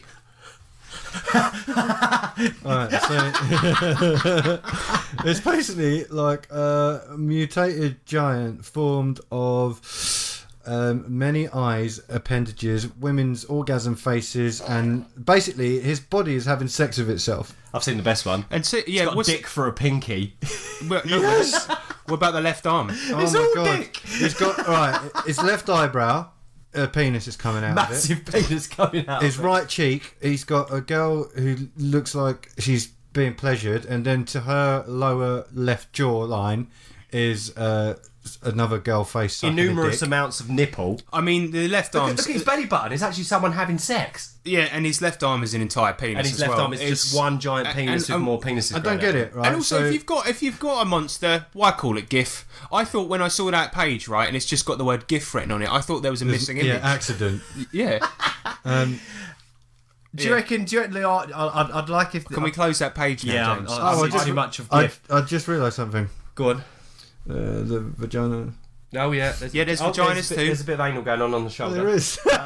It's the old anal shoulder. Oh, no, Anal anal shoulder. shoulder. Do you reckon the artist was like, "What is this shit?" when he was getting commissioned? Like, Mate, no, but the thing is, there's so much artwork in these books. I reckon the artist was just like, well, I'm getting paid an absolute bomb here. So I'm gonna dick the fuck out of these pictures. Yeah, maybe they were bored and they just got a bit carried away with drawing. Who doesn't like drawing a penis? Or he might have been on commission for knobs. The more wangs you get, the more money you get. Yeah, so when he drew GIF, he probably got £1 million for that one. Yeah. If that come running at me in a dungeon, I would cack my pants. There's no. Can you imagine the noise it must be? I'd end the game. Yeah. I mean, to be honest, the GIF is the reason the X card exists. What do you mean? The X card's like a thing that you can play in a game when you want somebody to stop because it makes you feel uncomfortable. Oh, like a safe word. Yeah, pretty much, yeah. So GIF comes out and everyone's like, Eagles! Yeah. Shut it down. Oh my goodness. All right. Anyway, that was actually, I think it's in the monster manual thingy as well, but that was in the player's handbook. But anyway, I'll be quick with this. Don't buy the player's handbook. It's a waste of fucking money. When they sell these books, they sell it as the 2 main campaigns and then the monster manual. So don't bother with the player's handbook, because that you buy that separately. So if this whole thing sounds like your cup of tea, and why the fuck would it, don't get it, because it literally consists of a few pages of information that the players shouldn't really know anyway, until they've encountered it in the game, such as information on certain monsters and the final boss of the first arc, and then a 50-page side quest which is for the DM anyway, so maybe get it if you want that, but this book basically is not for players. Okay. And so it's really not sold as part of the main bundle anyway. So yeah, I mean, I guess the last thing to talk about is the books and the quality of the art, but we've kind of gone over that really. Books are sized stupidly. Artwork is great, apart from too many dicks. But yeah, I mean, as a campaign supplement, Don't get it. no. Ever. It's a waste of money. They're poorly written. I suspect. I don't think Justin Soroy is a role player either. If you No, look at clearly his not. Kickstarter, he says something along the lines of, "I've had an absolute blast writing these." Sorry, that's a really offensive impression, but fuck it, I'm going to carry on.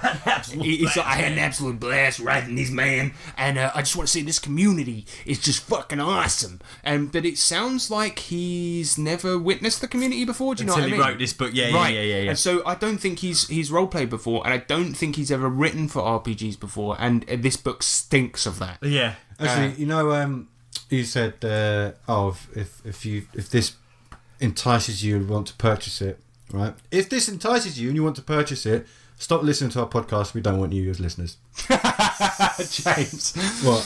That is a sweeping statement, young man. No, do listen. We really need the listens. But But if just you're into this, fuck off. I could be into this. Nick, fuck off then. It's so badly written. I'm joking. No, He's the not. thing is, He's got a semi going. the way he put it. The thing about it is that Justin also is a really nice dude, so I feel a bit bad about it. But the thing is, I've just got to be honest. It is fucking terrible. And he said that it's got a lot of heart in it, and I think, but that's the thing is, I think that's all it's got. He loved that character. He loved that character of Hannah. But Yeah. the thing is, I would say maybe she would be good in another story, but even that's not true. She's a badly written character in a badly written RPG campaign.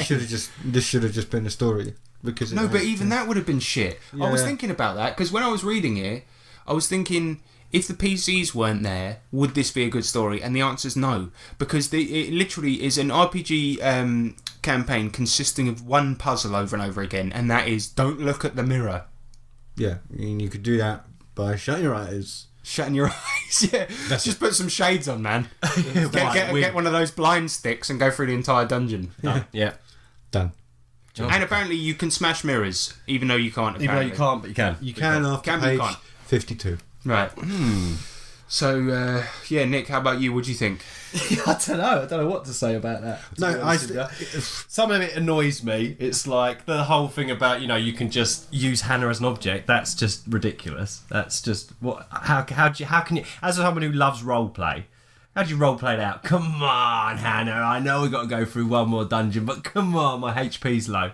Is she like, no? Or, okay, I You don't can't set know. me off. It's weird, isn't it? Hannah, set me off. Go on, please. Roll for blowjob. Yeah, and the one thing is that as well is that he says that when you come up against mirrors, you're supposed to seduce them, right? When you come up against me. Very good.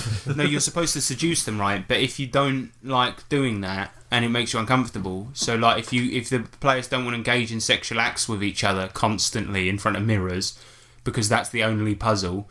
Then don't play the game. No, yeah, probably either don't play the game, or you can use the book that you found earlier. Yeah. Right, and that consists only of yeah. it consists of 6 images. So why are the bandits getting him? Why are the bandits drawing dirty images? Because Mira told them to. no, he's just a sicko. That's it. There's nothing more complicated. To it. When I go out banditing, I like to take pictures of myself, fucking people with no arms. No, he those are things he actually did. Yeah, and he was just a sicko. That was literally it. Apparently, I don't know. It's Dirty bandit. Well, at least, I tell you what, at least there is, for some reason, the use for that book. But what's the redeeming feature of this, though? I can't put my finger on it. Oh, it's the artwork. The But then artwork, yeah, there are that's some. I think there are some enemies in that I would use. There's an incense knight that is really good. I'd like to throw GIF at people just for a laugh. You know what? I might put GIF in Solomon Kane. Yeah, you know it. bro. Well, you need to see GIF. So if you're going to buy this book, Okay. just buy it for GIF. Yeah, just right. get the monster manual, because that is actually worth your money. Yeah. Because even though there's a lot of cock things in there, the ones that aren't are actually fucking cool. Yeah, and there's a lady with centipede arms. I mean, yeah, come on, that's pretty cool. and the psilocybin knight Yeah. doing the highest fuck damage on people. I mean, come on. And he's up, he said, "Hey man, come here so I can bash you." Yeah, that book. I'm so high.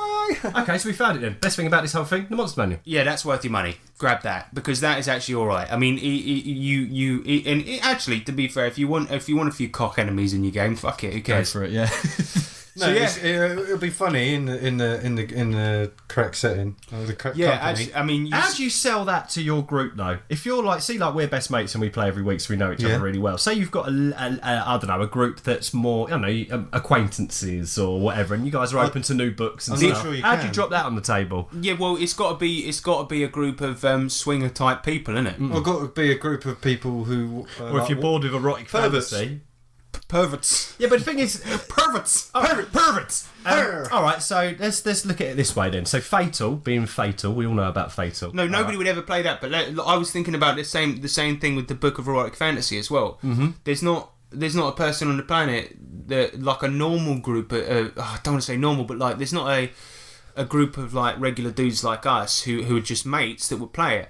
But let's say, for instance, it was like a husband and wife group, and then another husband and wife group, and they were all swingers. And a few bottles of wine. Yeah, exactly. Gotcha. And you might play this and go, "Hey, I know we've been playing D&D for a while, but play some we got this game." And you slap GIF on the table, and then suddenly all their cheeks are hotting up, Aroused. and in a mirrored room. Yeah, I mean that's it. That's the only situation. Okay, That's we found this target market. But I've seen a lot of people on Google Plus, right, when he posted this, because he recently did a sale of these books, and loads of people were like, I've got mine. And I literally saw a guy post on there, I sleep with mine. Whoa. And I was like, I bet he's got salty pages. his could definitely pass through a mirror. All right, well, that's beneath the inverted church, everyone. No, it's beneath the inverted church, everyone. So AKA Cockfest. that's Cockfest, everybody. So yeah, I hope that gives you some idea as to whether or not you want to buy that game. But yeah, grab the Monster Manual because that is actually worth your time. Yeah, and totally. and that's basically it. So next up, we are going to move on, and we are going to get into some game design guys.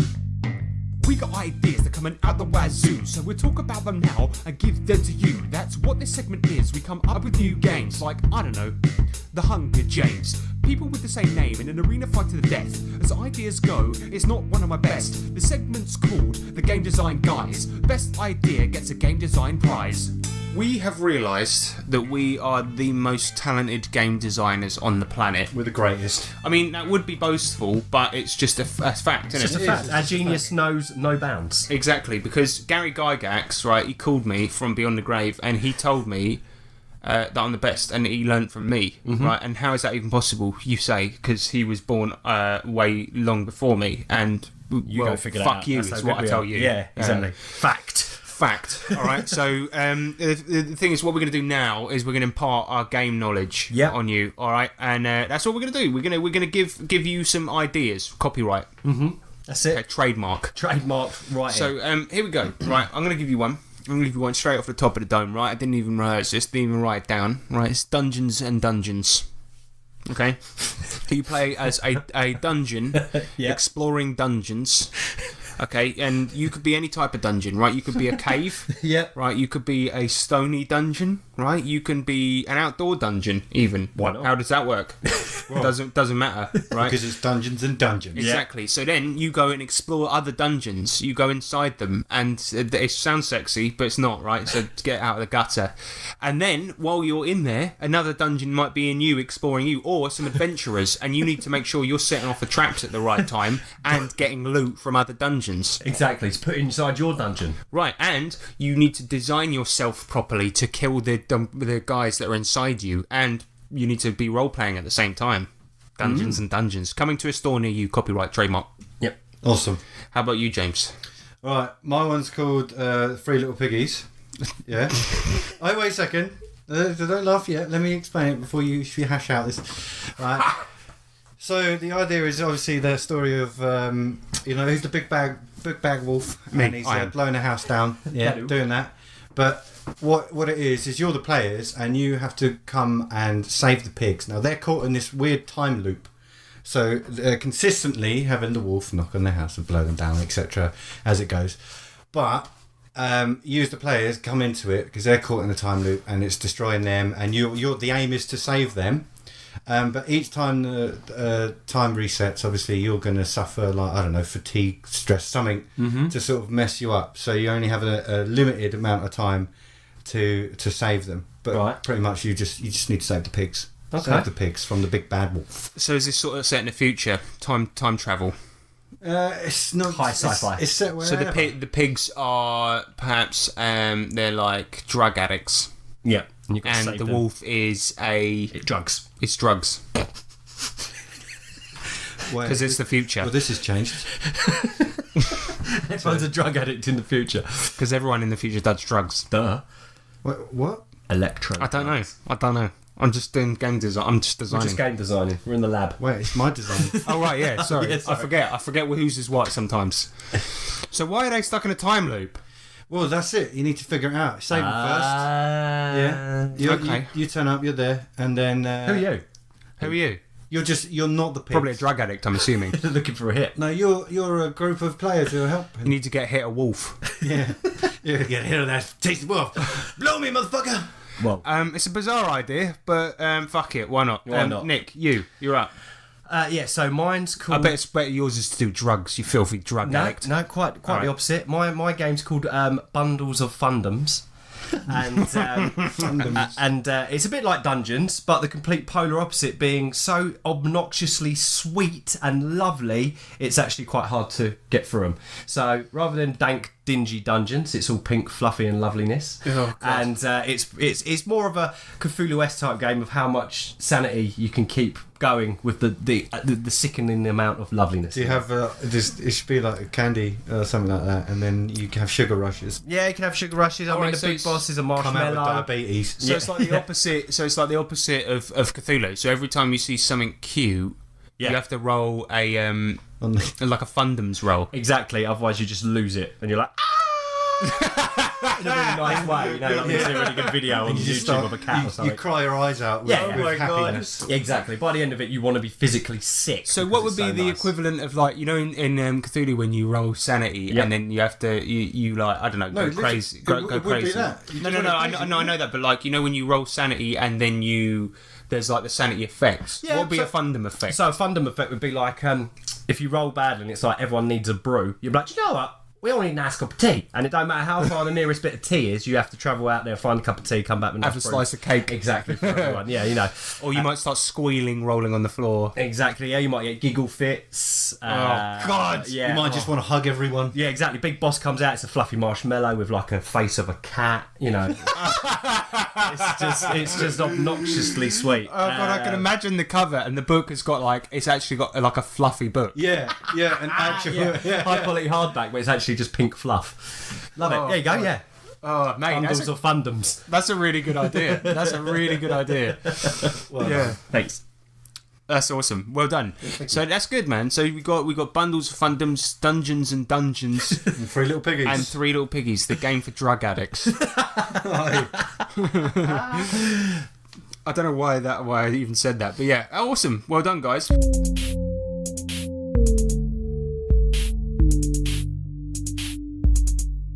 It's a competition. We've got a competition.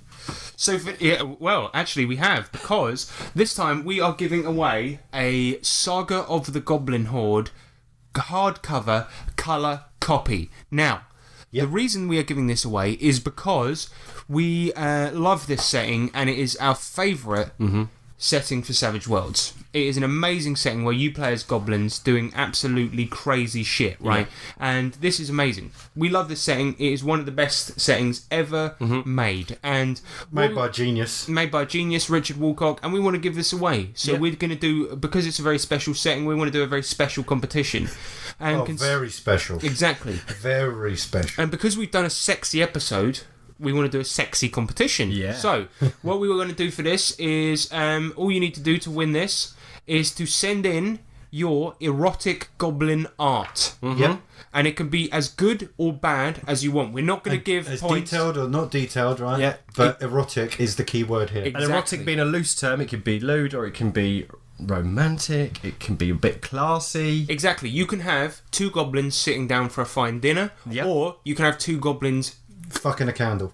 Exactly. Jesus. Exactly.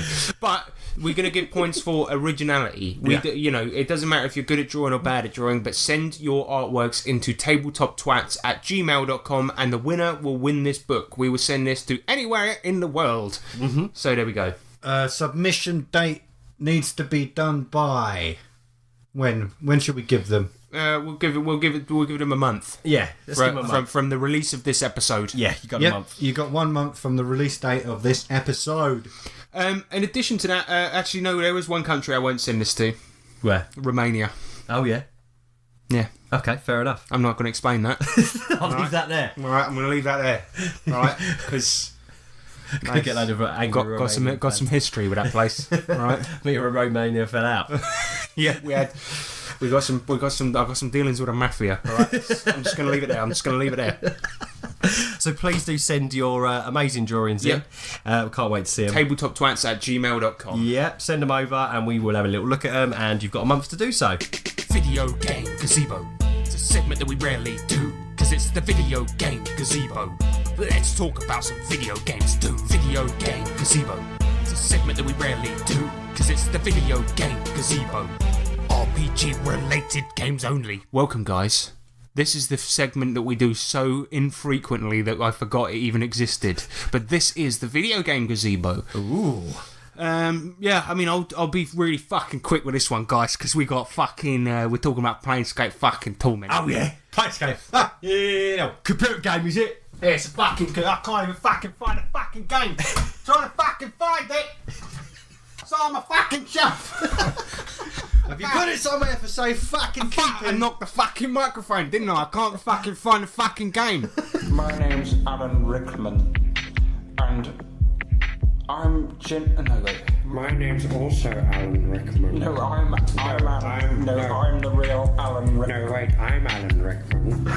But I'm not. No, wait. No, I'm Alan No, Rickman. shush, I'm Tabletop Twats. Planescape Torment I've been playing recently, right? So this is a game set in the D&D universe, right? But it is in Planescape. So Planescape is, for those that don't know, a sort of is a game set on a bunch of planes. So essentially, what this is like you have the plane of law, which or the plane of chaos, and things like this. So these are planes that represent all the different alignments in D&D. Aha. And Nice. so, say for example, if you're on the neutral plane, everyone there acts with neutrality. And Don't care. yeah. And if somebody does something that is not neutral, like let's say somebody does something lawful, that plane will move closer towards the lawful plane. Oh, right. And that's basically how it works. You are this so you wake on in a big fucking mortuary, right, where loads of dead bodies are, and you have no memory of why you're there. And this is in Sigil, which is like at the centre of all of this. Mm-hmm. And this skull starts speaking to you, this guy called Morte, and he's like this like guy with a New York accent, and he's fucking awesome, really great character, and you're the nameless one. You don't know why you're there, and you're in the middle of fucking Planescape, and you've got to try and track down all of your old memories. Cool. Now, the funny thing about all of this, the really cool thing about this game is it's all about dealing with past iterations of yourself and things like this, and you kind of track down sort of things that you've done and learn that although you're a good guy now, the previous version of yourself was not very nice at all. It's really, really, really, really amazing. The gameplay of the game, pretty much, other than fighting, which doesn't happen that often, and you can avoid it for the most part, the gameplay is literally talking to people and role-playing. And that's why we're talking about it now. Yeah. Nice. It is literally just talking to people. And I played a character with a very, very high charisma and intelligence, and literally all I did throughout the whole game was pick conversation options. Nice. And it is an utterly, utterly, utterly incredible game that I think every single person should play. If you're into the Planescape setting, which we played a little bit, Yeah, it was awesome. you should absolutely pick this up because it is an incredible, incredible game. Like one of the very, very early twists, and this is a spoiler, but it's not a massive spoiler.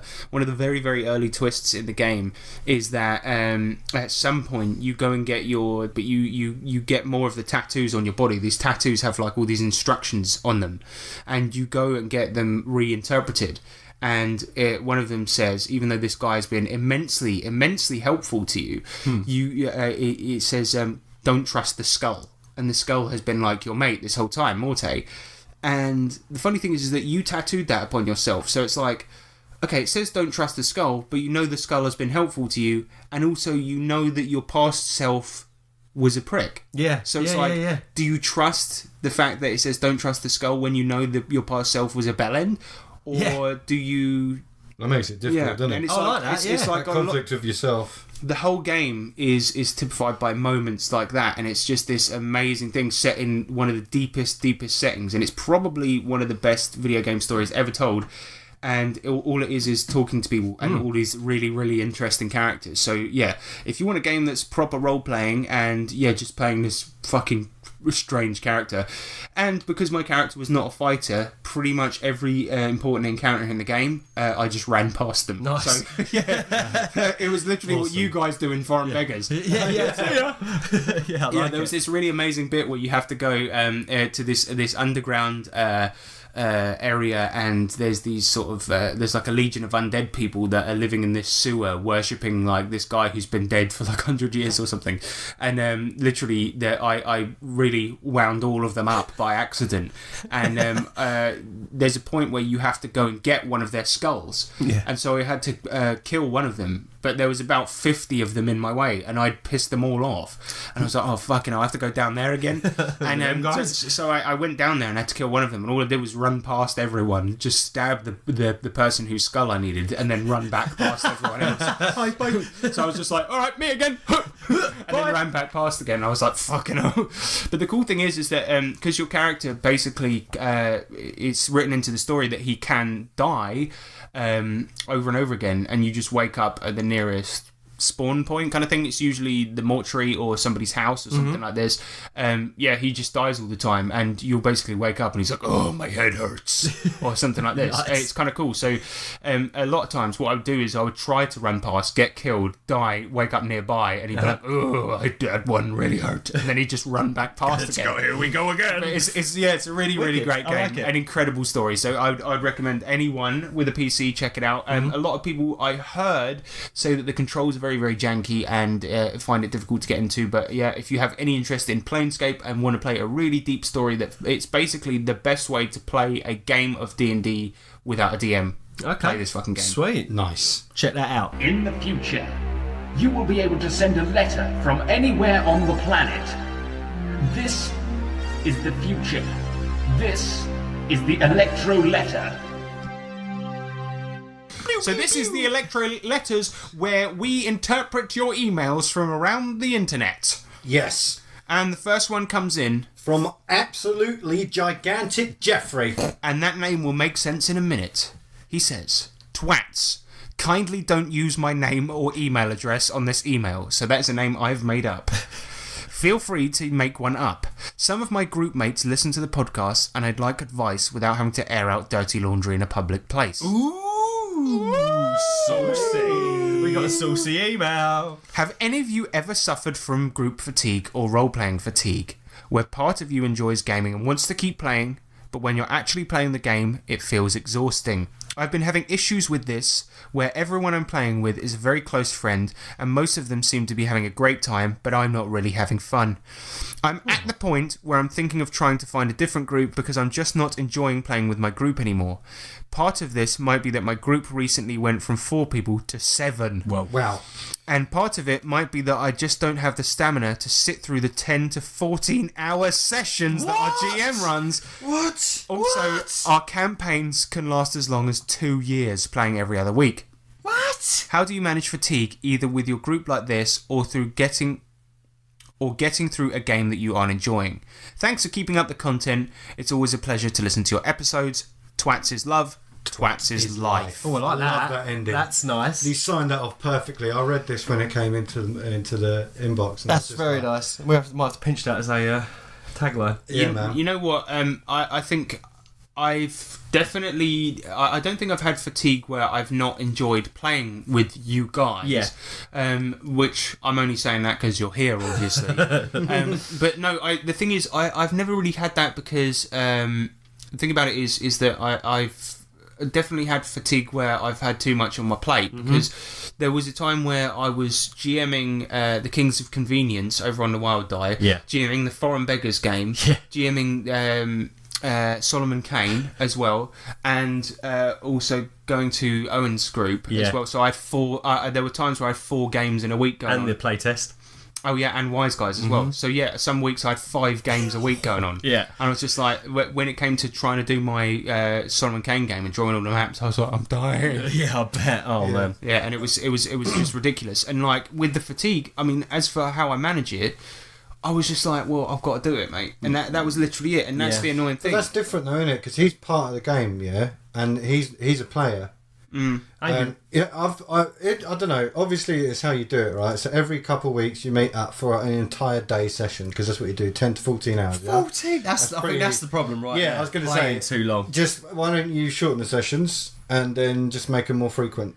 Mate, and the thing is, not being funny, if you're banging out 14 hours every other week and that campaign's been going on for 2 fucking years, Jesus. PlayStation, no.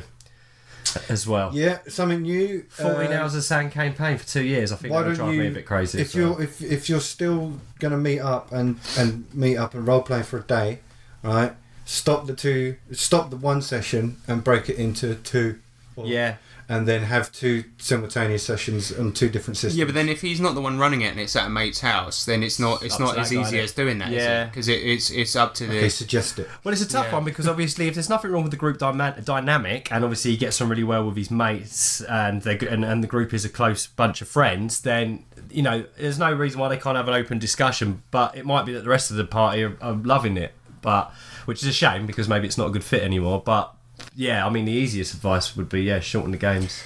But then I would also say I don't think it's completely unfair just to take a week out and be like, you know what, mate, I'm not feeling it this week, or just Yeah, it's true. because the thing is, I think if your mates are your mates, they would understand. Yeah, of course. But imagine how much content you would miss in a bloody 14-hour session. Yeah. And you would feel like you've missed out on everything. So I mean, we tend to play 4 to 5 hour games, and it would be like if somebody's missed one, you can catch them up. Yeah, quickly. totally. You can give them a phone call and be like, "Yo, this happened, this happened, this happened." If you missed a 14-hour session, you'd be like, "Why the fuck are we in this different continent?" Your character died. We made you a new one, and he died as well. Yeah. So, that's a long old slog. I think by about hour 9, I'll be like, I don't care. Let's just go. It depends. Forward. I mean, you know, I've done an 8-hour session with Harrison when we played Lankmar. That was 2 separate games, though, wasn't it? But we continued our players. So Yeah, and that was a one-off, so you can get behind that if you know what I mean. I don't know. It's just for 2 years, 14 hours every other week for 2 years. I just think they'd be better off doing every week and half that amount. Yeah. You know, I don't know. I don't know. Fuck That's that. commitment. I've got to say. I would love to play some 14-hour sessions. Yeah. but Don't get me wrong. There's times when you would have to have a day off every now and then. Yeah, I think so. Yeah, I reckon fatigue-wise, just be honest as well with your group and just say, just do that. Just be like, is look, this too long? for some reason, I'm don't feel like I'm enjoying it that much. Do you think it's the game he's getting bored with? Well, my brother took a when he was feeling a bit like fatigued. He took a campaign out. Yeah. See if his last 2 years, maybe he could take an arc of it out. Yeah, that's true. You know, Yeah. and just be like, fuck this shit.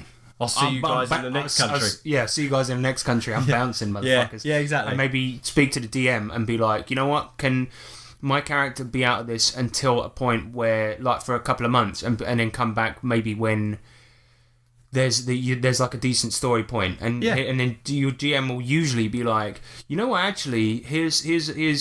I was thinking maybe the guys are probably going to get to a point where blah blah, and then this will happen. And maybe once they've killed this boss, your character could come back. Maybe even he comes in during the final fight. He swings in through the window. Yeah. And You work it out, don't you? Yeah, and your GM will usually like you because he'll be like, yeah, that's a good point. Gives me because something to work with, gives yeah. me a cool entrance to your character. So yeah, I think that's a really good idea. Yeah, totally. But in addition to that, we have another question in from Shogun Pumba. From the Dem Drunk Blokes podcast. Yes. And he says, what is your favourite drink while playing? beer? Beer. I normally drink a single Strongbow dark fruit. Yeah, because Nick usually has to drive to the games, so he usually has one single cider and a Strongbow. Actually, did I have Strongbow in America? No idea, doubtful. Well, anyway, it's a cider, and he usually has the dark fruits flavoured ones. It's like a Ribena one. Yeah, it literally tastes like. Did they have squash in America? Diluting juice. Yeah, of course. Diluting juice. Cordial. Get the diluting juice. There's a raccoon in the yard. There's a snake in my boot. All right. Oh, Woody. Good. Classic. Yeah. So, if it's at my house, wherever I get my hands on, mate. Yeah. I tell you what, I've been drinking beer. I've been drinking a lot of beer. Red wine. Drunk a bottle of wine last session. Yeah, and spent a lot of it standing up, Yeah, I know. swaggering, which was good. I know. I drank an entire bottle of wine, and I was doing a lot of gesticulating. Mate. The thing is, I've had to switch to wine because I've been getting fat. Yeah. So I approached 30. So I know, mate. Do you know what? That was a great session, though. You could tell you was really enjoying yourself as well. I was, mate. Yeah. That's the thing. Is that cracker. wine? It was really going to my head. Mm-hmm. I don't think I'm used to the effects of wine because I don't drink it that often. Wine's like an uppercut, isn't it? It's like, with beer, it's like, steady shots to the belly, and you kind of know where you stand with beer. Whereas wine, you just have, that one too many glasses straight in your head. You're like, whoa. That's what it was like, man. I was really getting into that sesh. Yeah. No, me too, mate. It was cracking. Sorry about that. No, I loved it. It was really fun. Yeah. And then Shogun follows up with what drinks go best with what games. Oh, we've got a good answer for this one. Yeah, because during Vampire, Yes. Red wine. we Only only drinking red drinks. Oh, red drinks. yeah, red drinks for Vampire. So there's your dark fruits. That's acceptable. That's exactly it. But Yeah. if a character dies, whiskey. That's Yeah. our, Oh, yeah. Of that's our course. Yeah. tradition. We Yeah. break out the good stuff if a character If dies. a character dies, you have to do at least a shot of whiskey to mourn your death. That'd be cool. Yeah. But That could be fun though. If you're playing a game like I don't know, the Desperate Housewives of America, and everyone's got to sit there drinking prosecco all night, that'd be a lot. yeah. But are there any other games that like where you could think of like a drink that goes with a specific game? Like obviously ale and D&D. Yes. That's a good one. Yeah, in a metal glass. Metal glass. What's that? Metal glass. What else would go good? So something sci-fi. Shadowrun. What would be a good Shadowrun drink? You'd have to get drink and then like use Like like Mountain purple dye or something. Fucking Yeah. Red Bull. Make it some crazy colour. Highly caffeinated drinks. Yeah. No, it'd be a Jaeger bomb with Shadowrun. Yeah. Yeah. And then if you're playing, East Texas University and Moonshine. if you're playing Beneath the Inverted Church, I suppose Viagra. Come. Stained salty water.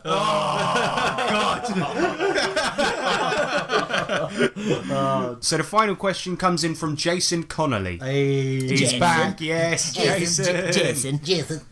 When running a convention game of Savage Worlds with a mix of new and old players, how do you approach it? How about all new players? Do you take 15 minutes to go over rules, or to keep things going, do you give them a brief narrative overview of their character and tell them what they do, or do you just tell them what to roll? Tell them what to roll in the end, and I think you have done it. I've been privy to it. A game where there's a newbie, like Katie, for instance. You literally said, "This is your character. This is basically what their background is. There's a short background on them there, but I'll also flesh it out for you like this." So they would tend to act in this way because of how they are. Now we're going to start role playing. Just tell me what you want to do, and then I'll tell you how to do it.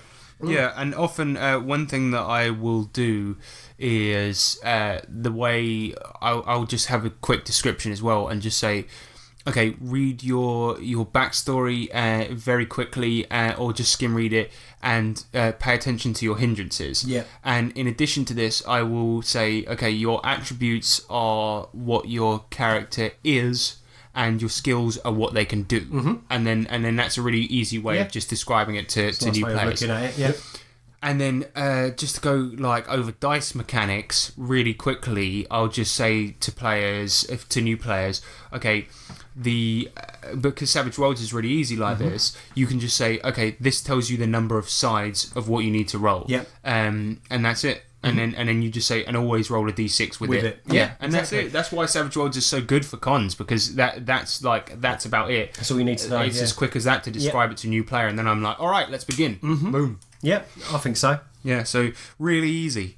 But that is it for questions this time, and emails and letters and all of that type of stuff. Carrier pigeon. Thank you very much. Yeah, thanks everyone. Thank you. Thank you so much. If you want to contact us, You can contact us via email. No, what's that then?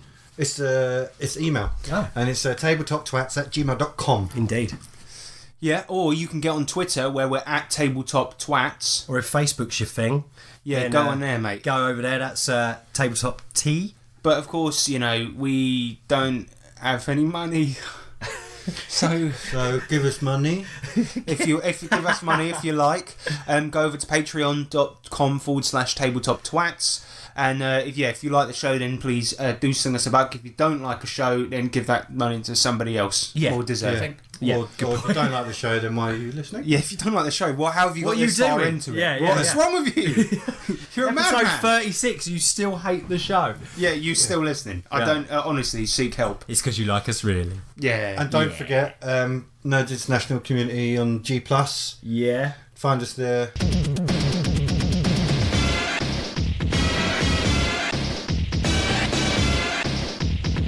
Yeah, we got some announcements to make. James and I have been working on a dark ambient dungeon synth album with a bunch of really talented people, such as Witches, wizards, dungeon synth lords sing the classics. You may the weather outside is frightful. Such as York Weg. The Inquisitor. Barvinger. They're dark lords. They're Dark Lords. Yeah. But the fact of the matter is that some of these guys make incredible fucking music, and we should go and listen to this album, because we made an album, right, under the pseudonym Gibdus. Gibdus. The Dark Lord who watches from beneath. Hail Gibdus. Yes, and we made this album, and it's a fucking great album of ambient tunes that you can put on while you play your games, dark tunes. Right, so go and listen to that. We'll put a link in the description. But in addition to that, we also want to do an announcement for Savage Con. Savage Con. So what is Savage Con? Well, Savage Con, I'm glad you asked, Nick. We are announcing it now, and it is a convention that we are running on the following dates. It's the 21st and 22nd of July 2018. And the first one, the first day is going to be in the Toby Carvery in Red Hill. Yes. And the second day is going to be in the Junction just around the corner. In Red Hill. In Red Hill. And what makes it so special, though? Well, it's a Savage Worlds convention run by us three. And also... Our friends. And it's the only Savage Worlds convention in the country. Exactly. Yeah. So if you are in this country or not in this country, Or come want to travel over. Yes, come over and you can come and meet us and play in a Savage Worlds convention. Yeah, boy. Bongo! So we'll put a link to Facebook page at the bottom. At the bottom, fucking hell, in the notes of this as well. So please give it a like. Yep. Check the events, and then as things start happening, obviously there'll be updates. Momentum will start building. Yeah, exactly. We'll put all the links in your bottom. Can't wait. We're still on the main subject. So yeah, Savage Con is happening. It's going to be fantastic. Sponsored by yours truly. Run by the Tabletop Twats and friends. Well, the Penguins have made it, and they're going up against the Golden Knights. So that brings us to the end of another episode, ladies and gentlemen. And, of course, what the hell are you going to do when you're not listening to this episode? Well, cry. Well, no, they'll be drawing pictures of lewd goblins. Oh, yes! Well, for once, you've got something to do. But once you're done drawing your picture, you're going to need a little mind food, a little something to keep you going, a little something to think about, right? Yeah, I mean, this time I've got... It's not really a thought to dwell on that I've got, but I've got more of like a tip. Nice. For you guys. So, yeah, this is just a little tip, right? Okay. Yeah. And this time I've got a tip for all our blind listeners out there, right? Because, guide dogs can be hard to come by. And any dog can be a guide dog if you don't care where you're going. That's it. That's the tip. I mean, it's not one of my best ones. But, at least one thing last to be said, right? And the other day, right, I was down an alley, right? And there was this, I just go down Hanging alleys. out, yeah. Sometimes I see an alley, attractive alley, I'll go down it. Fair enough. And there was this hobo down there, right? And she said to me, she was like, "What do you fucking want?" And I said, "Just the sort of secret to inner peace and eternal happiness in the form of an RPG." And she turned round, right, because she was facing away, and I don't know why she was doing that, but she turned round and she showed me a mailed fist. She was wearing chainmail, and she punched me in the face, and as she did so, right, I felt the eternal happiness that I've been searching for my entire life, and it was in the form of the following words: Chicken McBosh! Fuck off.